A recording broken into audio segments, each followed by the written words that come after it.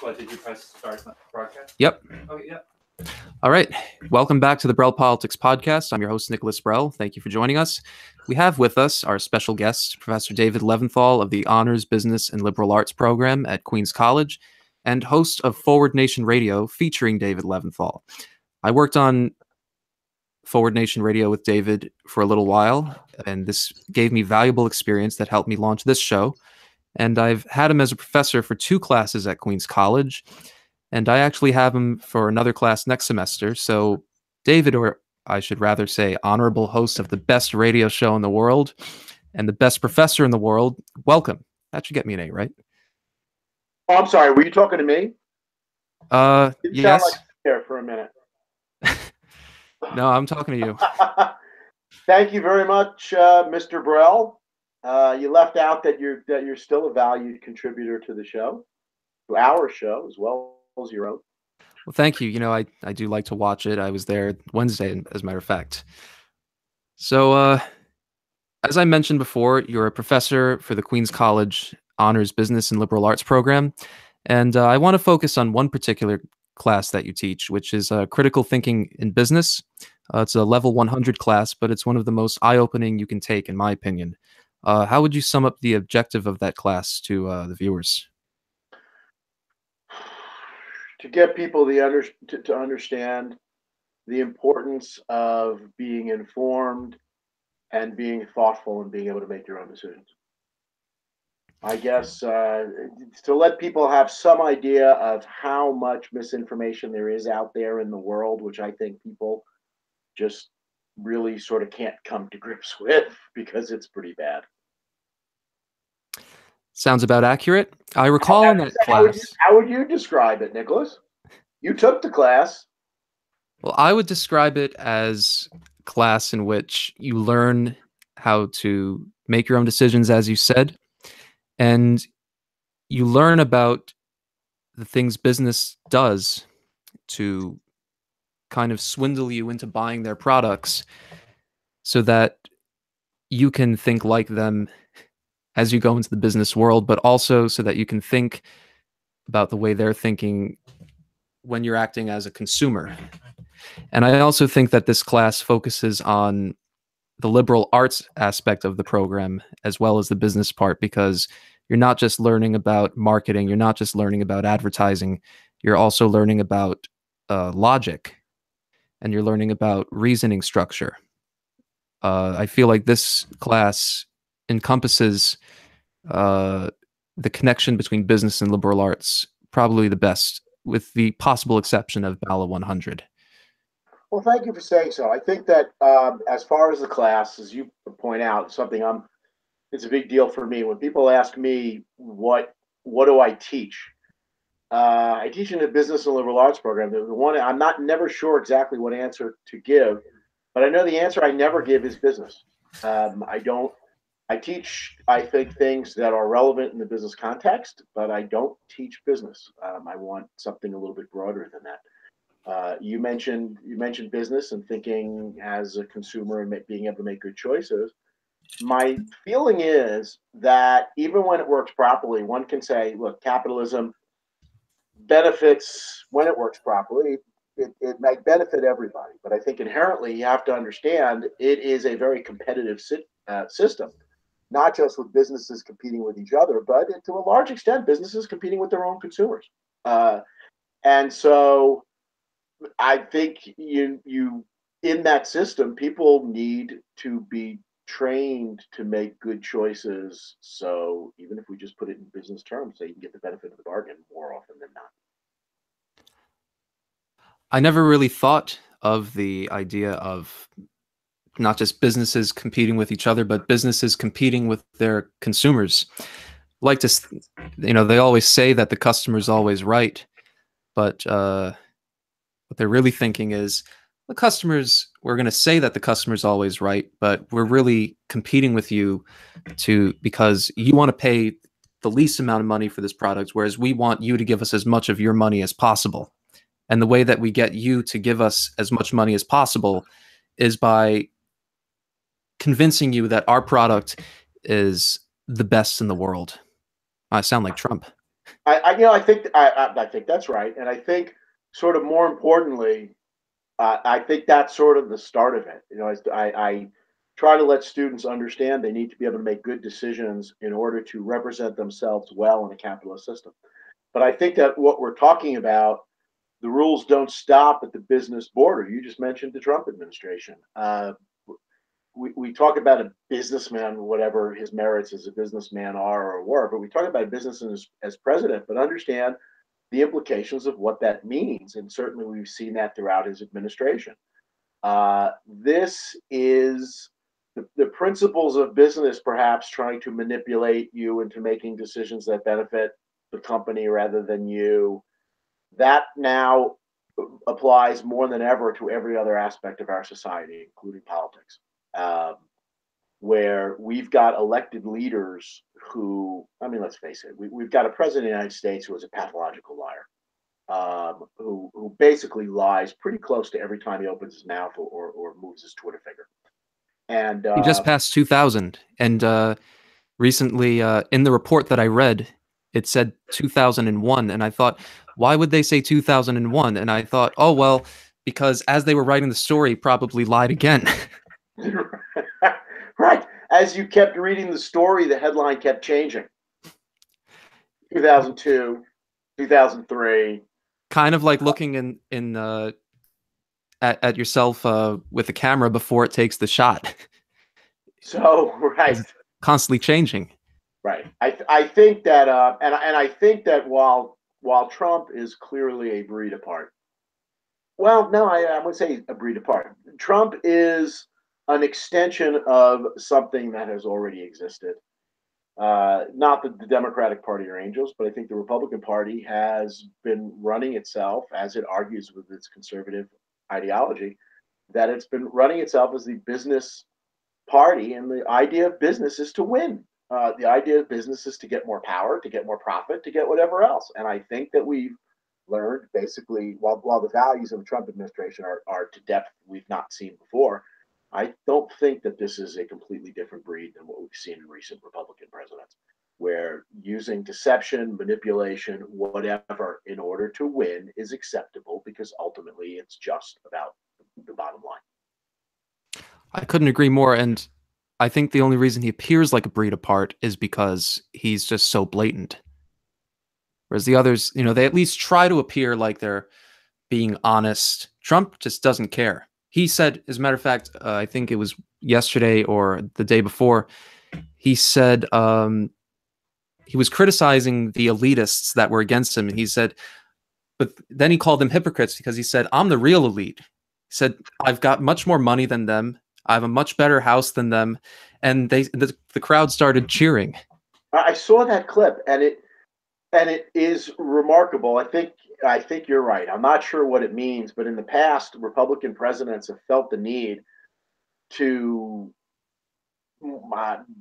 BS their constituents in ways that manipulated them into bad decisions, but had them believing that they were liked, that were being represented, etc.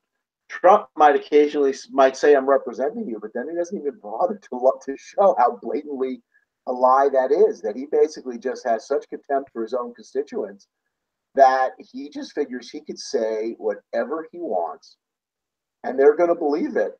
It's like the old story. You've probably heard me say this before. It's like the old comedy routine where the woman walks in on her husband in bed with another woman, and the wife is beside herself about what's going on, and the husband sort of starts denying it, and the woman he's fooling around with just casually puts on her clothes, gets her, and leaves the room. And at some point, the wife realizes that it's just she and her husband, and maybe she was crazy the whole time. And it's, what do you believe, your own eyes or me, Donald Trump? And for his constituents, the answer is Donald Trump. Absolutely. I couldn't agree more. It's remarkable.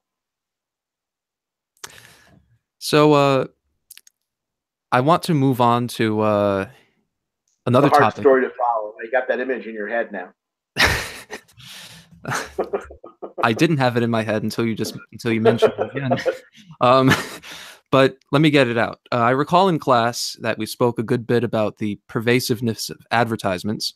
We've spoken about how corporations have turned to hiding advertisements into every corner of our lives because with the addition of the cable option to record programs ahead of time, then fast forward through the commercials, uh, which interestingly wasn't much of a problem because, as you told us in class, it was found that people were too lazy to fast forward through the commercials.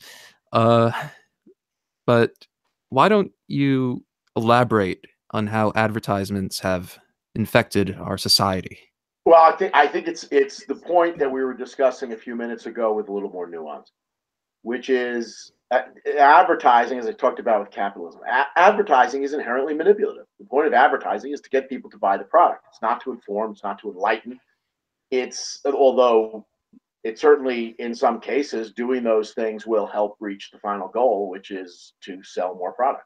Ultimately, it is manipulative. It is designed to reach a certain result, and that result is a benefit for you.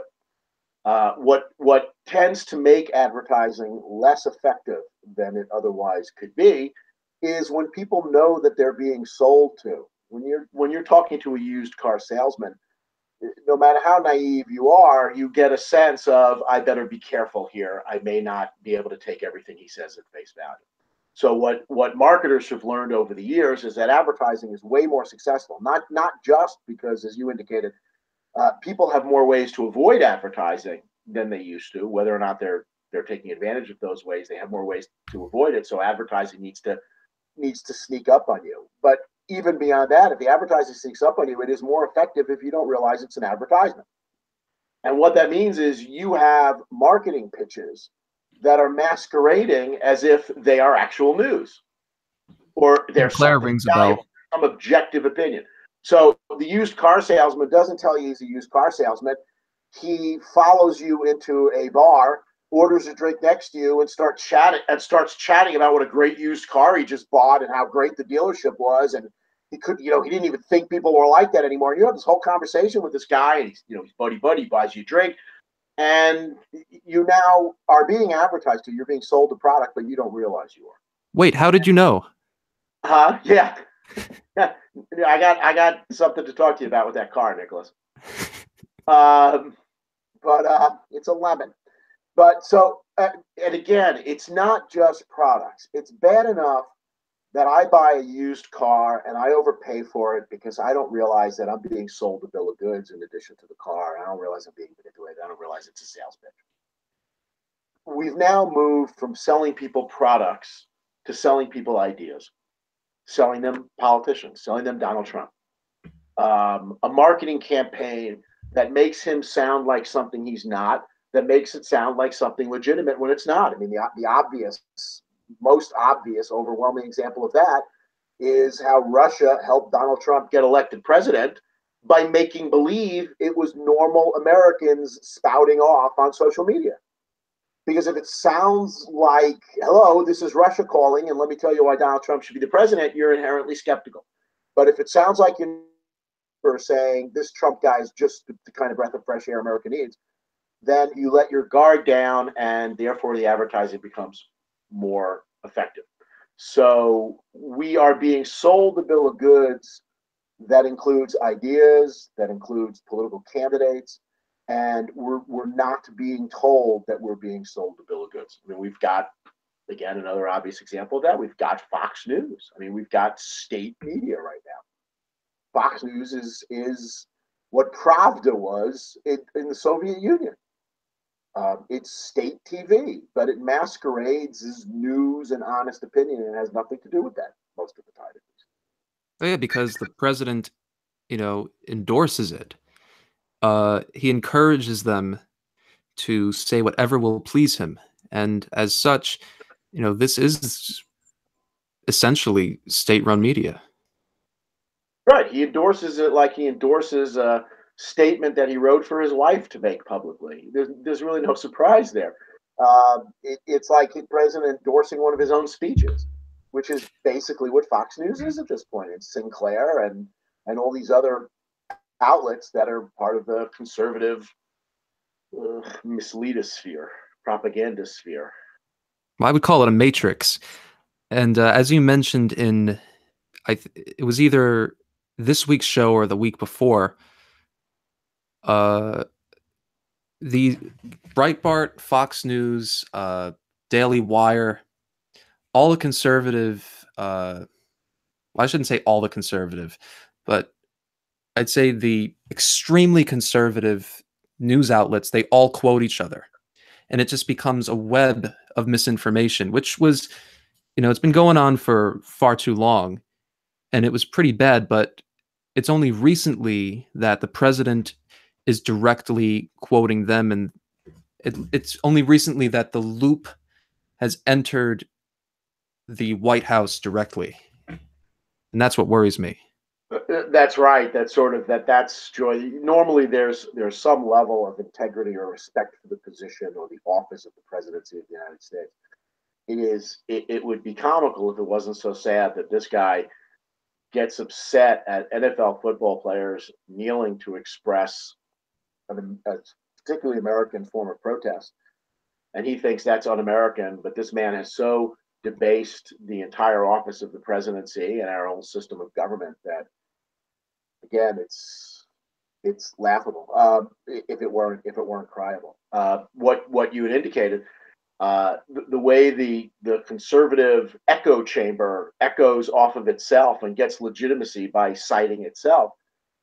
You're right. This isn't something that's new.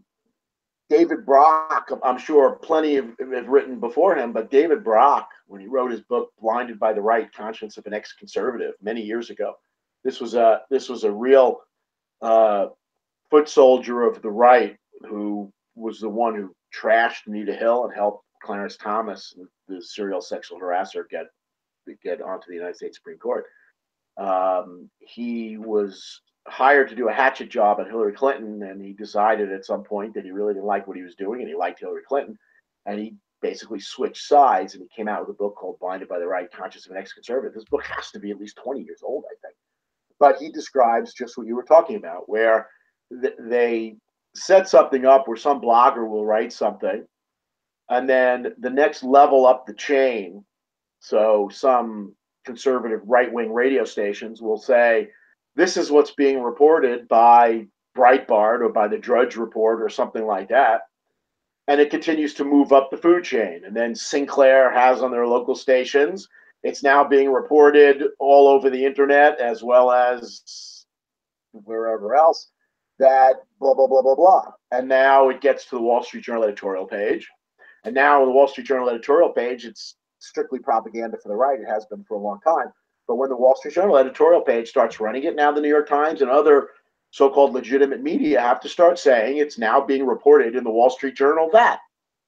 And meanwhile, the whole thing started out as a lie in the first place. And everybody's got cover because everybody says it's being reported that. Not it's true. But it's true. It's being reported that. The only person who lied was the first jackass in the first place, the first blogger or whatever who made it up in the first place, or was told by the propaganda machine, go ahead and write this and put this out so that we can start building on it. Yeah, I think in the past, if the internet weren't so susceptible to being gamed by those who know to use it the most, this probably wouldn't be happening as much. But now we have not just one person, but teams of people all going in and spreading the one lie. I mean, about a year ago, I read a New York Times article that was describing this phenomena called how Twitter is being gamed to feed misinformation. I think that was the title. It might be worded a little differently, but that basically describes exactly what you were saying.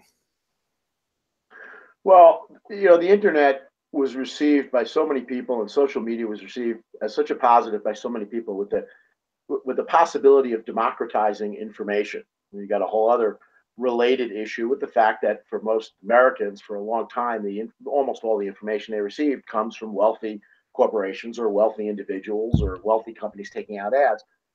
So the internet had the promise of being able to democratize free speech, in a sense, where speech actually could be something close to free. Unfortunately, the promise that the internet represented was also recognized by the people who didn't want that promise fulfilled. So they figure out a way to prove the adage that there's no good idea that some people can't ruin. And so we're at a crisis point right now where this idea of democratizing the information flow in America has just given more opportunities for people to lie to people in a way that just seems even more legitimate and more trustworthy to an extent they never have been able to before. Instead of using mass media, which might be inherently distrustful by people, they can make it sound like you've got a whole bunch of people screaming the same thing, which makes it sound way more legitimate than it really is. It makes it sound grassroots. Well, let's say we used to have grassroots. Now we have a term, astroturf, to describe fake grassroots. We're in some situation. Right. I mean, for example, the Russian trolls and the were posing as Bernie supporters, fake grassroots. I Right. suppose. Go ahead. Wait, what? It makes it more. It's more effective if people think it's something it's not. Absolutely, and I think this is a good transition point for my next question, which is about hidden ads. What exactly are hidden ads, and what are some examples? I know in class you mentioned dentists giving out toothpaste samples as a case, and you also uh, gave an example of a Breitbart article about Hillary Clinton and the uranium non-scandal. So how are these two similar? What do they have in common? Well, the way I like to put it is, I tell my students all the time. I tell them where my bias is. I'll tell your viewers. I probably already did. I'm an avowed progressive. I'm happy I to didn't follow get that. Bernie. I'm happy right now to follow Bernie in saying that I'm a democratic socialist. Uh, I'm biased as a result.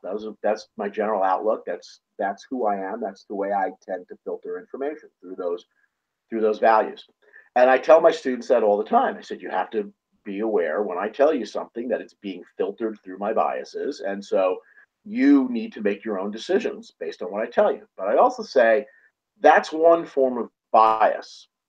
People are who they are and believe what they believe and have the values they have. And there's nothing you can do about that. We can try to be as objective as we can, but of course, we're not objective by definition. But there's a further form of bias, which is basically, I don't even believe what I'm telling you. I'm on a mission to sell you something, so I am in one way or another paid to tell you something. So the used car salesman I gave in the example before, and this is a simple example, he's presumably biased about things because he wants to sell you the car, but he's also on a different level, he's full of shit. Forgive my language. I hope that's okay on your pod. You can bleep that out. But he's full of it too. So he doesn't even believe some of what he's saying. So it's one thing for Sean Hannity to be a rabid conservative who is so biased that it affects his coverage of things. But I think that Sean Hannity, among others, takes it to a whole different level, which is that Sean Hannity says things, I would bet Sean Hannity says things on his show all the time that he does not believe. That he goes home and says, wow, can you believe the crap I said? And people were just eating that up. Ha ha, isn't that funny? Because basically he's paid to do that. And so that's what I refer to as hidden advertisement, where people are selling you something without ever letting you know that they're really selling it to you. They're letting you think it's their honest to God best opinion, but in fact, they're selling you something, and they probably don't even believe it themselves. So that is more troubling than just the normal bias that we run through all the time. And unfortunately, I just think that now is so remarkably pervasive in our society. Remember to watch Forward Nation Radio, which streams live at 5 p.m. on Facebook on Wednesdays. And by the way, that was definitely not a hidden ad. No, what was hidden about it? No, absolutely nothing. It was only the first form of bias. You actually believe that. I Let the viewer watch the show and make their own decision. But I respect that you actually believe that you like the show, which is different. So that was your point. No, that was absolutely not a hidden advertisement.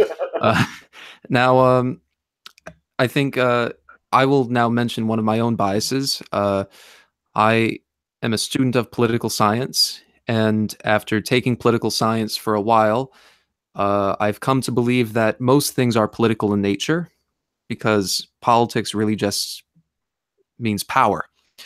However, for the purposes of understanding the scope of uh, this problem in regards to advertisements, I'm going to define the word political a little bit more specifically.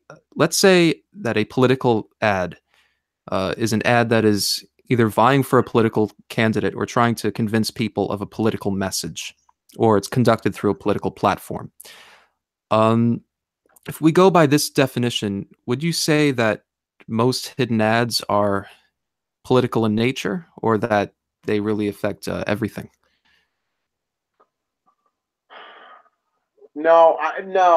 Based on that decision, sounds like you're using political in the normal sense that we talk about it, as in Right. politics, as in political races, and all that. Are most hidden ads political? I would say that from maybe August through November of every even numbered year, that's probably true.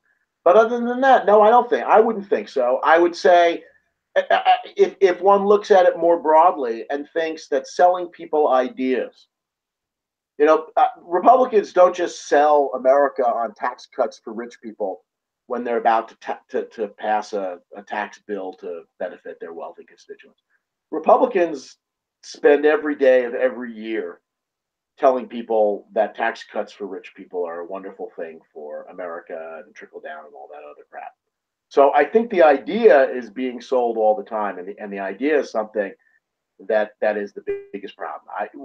I think selling ideas, political in that sense, may be a bigger form of hidden ads. It is certainly a more pernicious and a more dangerous form of hidden ads than selling products. As I indicated before, if I end up paying more for Kellogg's Frosted Flakes when it turns out that I would have been just as happy to get Captain Crunch, uh, in case you're looking for sponsors from either Kellogg's or Quaker, you might want to show them that one. So I've wasted $1 or two, and I'm not enjoying my sugar-infused cereal as much as I otherwise might. But that's the extent of the damage. If I go through life believing things that aren't true, I go through life as a voter, as a citizen, working against my own interests every day, every moment. I tell my students all the time, if you're not informed, and if you can't tell the difference between something that's real and something that's not, and if you can't thoughtfully make a decision about what's good for you, you are going to be taken advantage of every minute of every day for the rest of your life. And so that's really where the danger is. One of the things that you said multiple times, in particular on your episode on bumper sticker politics, was that Republicans are good at marketing. And the reason for that is because their message is simple, which makes sense because, let's face it, most Republicans are conservative. Being conservative inherently means keeping things the way they are. It means saying no as the default position. Uh, why is it that organize it is why the it's sorry, it's why organizations like the NRA are so effective, and while there are, I would say, a good number of principled and or moderate conservatives out there, it's the hardline ones that are in power. You care to elaborate on Well, I that? think it's a simple message. Sure, I'm not. I've argued this all the time that bumper stickers are more effective with an uninformed and disinterested citizenry with a very short attention span than trying to explain something to somebody. There's an old political adage: if you're explaining, you're losing. Think about that for a moment. I mean, this isn't politics. If you're explaining, you're losing. In other words, explanations don't work. I frequently get asked in class, I'm sure it's happened once or twice in the class that you've been in, when I talk about something not working the way it should, in fact, something working awfully, a student will raise his or her hand and say, "But Professor Leventhal, how do they explain that?" And the answer is they don't. How do they explain "Make America Great Again"? How do they explain patriotism? How do they explain lock her up? They don't even explain that. So I think I'm not sure that sometimes I do think that again this might be self-serving. Liberal arguments are arguments because they are more thoughtful, they are more worthy of consideration. I say all the time, I become more liberal the more informed and the more thoughtful I get. So I do think that they tend to be less conducive to bumper stickers by their nature. They're about nuance and thoughtful consideration. Well, that doesn't go on a bumper sticker. So I do think that the Republicans have a bit of a built-in, or the right has a bit of a built-in edge here. But I also think it's a willingness to stoop to depths that the other side won't stoop to. Conservatism in an economic sense, people say, well, it's easy for you to say, oh, Republicans are bad, but Republicans would do these things, but Democrats wouldn't. How convenient.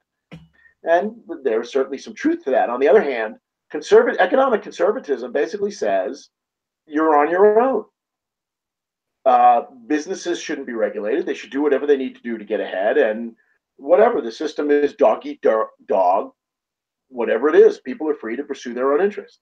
Liberalism, by its nature, says there needs to be more regulation. There needs to be more consideration and rules. And if you're not willing to do it on your own, we're going to pass rules to make you be more considerate of others. I would argue that why would you think that people coming from these different ideologies would approach telling people the truth or running a political campaign the same way? By the very nature of this conservative thought, winning means whatever I need to do to win, and that's fine. Whereas liberalism would say that's not fine. There's been a big dichotomy in the liberal sphere about whether liberals should start following the Republican lead. The Frank Luntz, Lee Atwater, basically figure out a way to use manipulative language to lie to people. And people have written books saying liberals need to start playing the same game. They need to get down and dirty just like Republicans. And the response from most liberals, including myself, is no, there's a quantitative difference between a liberal and a conservative. And one of the main differences is we have too much respect for the system and the process and ourselves to do that. We believe that we have more ethical responsibilities than that. So I think we are at an inherent disadvantage. And the more people are willing to let themselves be misinformed, the more people are willing to let themselves be ignorant, the more people are unwilling to sit down in a dark room and think thoughtfully about whatever issues are confronting them. I think that there is a huge built-in advantage to conservative and to the Republican Party. In the episode of Forward Nation Radio, in which you address the issue of corporate America, and how it's using fake news to rip us off for profit, you said, I believe, that the solution to the problem lies in reforming our media, possibly reinstituting the fairness doctrine, which would require partisan stations to air both sides of the issue. I discussed earlier today about the repeal of net neutrality. Do you think that the repeal of net neutrality will make it more difficult to reform our media? That it will make media more deceptive? Yes. Okay. I think as most thoughtful commentators on the issue believe. I mentioned free speech before, and the equivocation, the irony of free speech. We in America are always really big on free speech. Problem is, of course, when we say free speech, we don't mean it in the terms of money. Speech is usually very, very expensive. And what net neutrality does to some extent is what we talked about before, the democratization of information to some extent through the internet. And what the end of net neutrality will do is basically allow big moneyed interests to control the information superhighway across the internet, so to speak. So what that will end up meaning is when you go onto your computer, Fox News will load in a nanosecond The Nation magazine will take several seconds to load an article. And you will learn quickly to avoid the one and go to the other because it's much quicker. So it will once again continue to cement the strong lead that big money has in disseminating information, which of course is, why it's coming from the people it's coming from, who are all in favor of an unlevel playing field. Sounds about right. And unfortunately, it already has come. I want to ask you one more question. I think we can do things to combat this on a collective basis, by organizing, protesting, and most importantly, voting. But I also think that we can reform our government by acting on an individual basis, by making sure that we're not fooled by advertisements that are either hidden or blatant. What do you think we can do? Well, the easiest thing to start out is to try to leave on an up note, as I tell my students and my listeners all the time. Look, aside from what can happen, what can you do, where does this end up? The first thing, the one thing that every one of us can do individually is make sure that we're not part of the problem. Is make sure that we are performing our role as citizens, we are informed, we are thoughtful, and we are making good choices. Obviously, if every citizen of America decides to do that, then we're in a real happy place. Beyond that, of course, again, let's face it, most people in this country have clearly chosen not to do that. It takes a lot of time, it takes a lot of effort. You feel ignorant for a long time when you're reading a newspaper or listening to a newscast and realize that you don't understand most of what they're telling you. But after a while, you get informed, you get happy about that, you're proud, you're a good citizen, etc. Many people aren't doing that. And I think the next step for each of us is to, as you are doing, Nicholas, I mean, you reach out to others, you try to compel others to be informed, you try to help others get informed, and you approach your friends, you approach your family, you engage in political discourse. One of the things that I've really taken issue with, it's become commonplace during the Trump administration. What do you do at family gatherings? And the usual answer is you don't talk politics. And I just, no, that can't be the answer. Yes, try to talk politics in a civilized way, but Donald Trump is the president of the United States because we don't talk politics, because we don't get informed. We don't encourage our friends and our family members to get informed. And therefore, we make decisions that are just historically bad. So I think we take care of ourselves as the first thing. We try to have an impact on the people around us and hope that that spreads. And I think, it's hard to do because we haven't even gotten into all the obstacles they put politically into people actually, this country doesn't have democracy in almost any way, shape, or form. But if enough people are exercised and if enough people get out and vote, which is, frankly, I think to a large extent, we always say this, but the future of this country is so at stake in 2018 and 2020, it is really remarkable. I don't think that 60 million Trump voters are all of a sudden going to wake up and say, wow, you know what? Yeah, maybe we've been wrong and maybe we better get better informed. At this point in time, if you're a Trump supporter, I just don't think you're going down that route.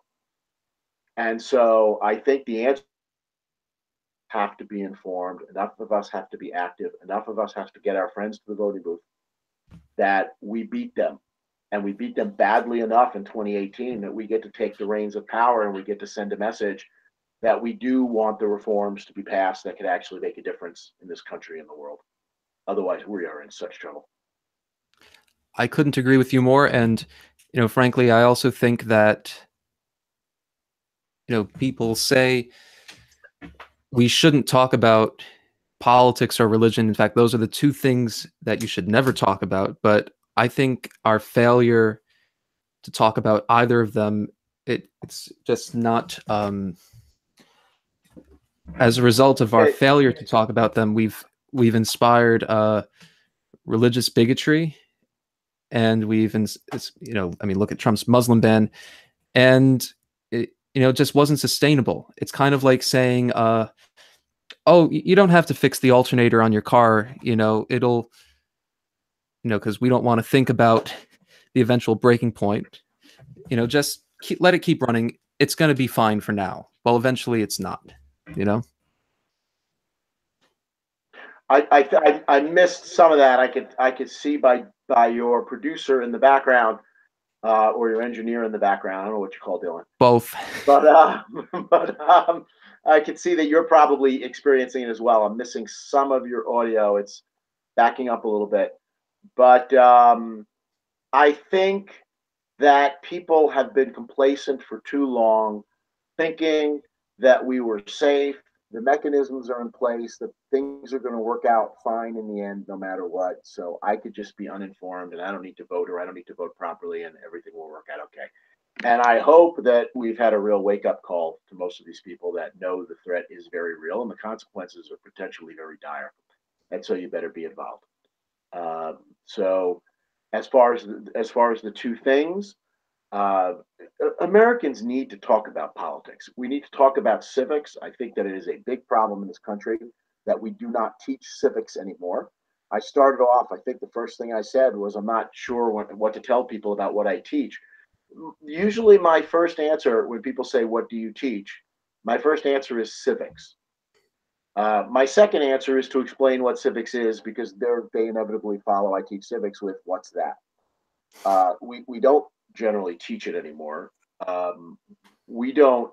It is remarkable how many honors college students in my classes not only could not name their senators or their congressperson, but couldn't tell you that they have one congressperson they get to vote for, and how the whole system works. And you can't expect democracy to work if people don't feel that they have an investment in it, or that they have any information about it. Religion, I try to stay away from that. Like Social Security, that's the third rail, I guess, of discourse. But I will. I do think it's different, because politics is inherently communal, whereas I do think to a large extent religion is inherently personal. Now, obviously, we share with others in our religion, we join with others who have similar beliefs, etc. But they're personal choices about what you choose to believe. So I do think it's different. But I also do think it's worth pointing out that America, for all our traditions of separation of church and state, and for all we look at a lot of other countries and say those are religious countries, those are Catholic countries, those are Christian countries, whatever else, it turns out that it appears that we are so immature and so thoughtless about religion as well, that our religious conversations, when we have it, are not nearly to any kind of thoughtful or considerate level, even, or questioning level, as even so-called religious countries. I think I would agree with you on that, and I would say one more thing, which is that you said that beliefs are something personal, which I think is why the Supreme Court has generally ruled that the government cannot regulate religious beliefs, but they can regulate actions that pose harm to other individuals. In other words, your rights end where mine begin. I think that's right. And I think we should keep it that way.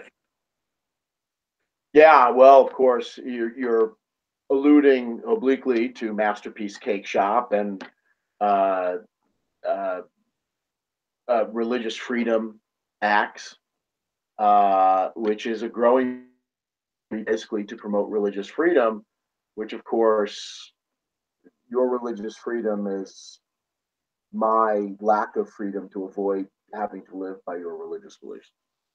So yeah, I think up until recently, it has been pretty well understood by our founders and by the Supreme Court for a number of years, when we were establishing the First Amendment, and then First Amendment jurisprudence. Um, the idea that interweaving government and religion isn't good for either one of them. Well, on that note, thank you for joining us, Professor Leventhal. Viewers, be sure to tune in to Forward Nation Radio, which records live on Facebook at 5 p.m. every Wednesday. And the taped episodes release on YouTube every Thursday. You can see the link to their YouTube channel in the description. Thank you again for coming on, Professor Leventhal. I look forward to hopefully seeing you next week. Mr. Brehl, it is always a pleasure to talk to you, and keep up the good work. You are an inspiration, and you should be an inspiration to your peers. As are you. Thank you, Professor. Have a good one. Thanks, Nicholas. We'll talk. Sounds good. Bye.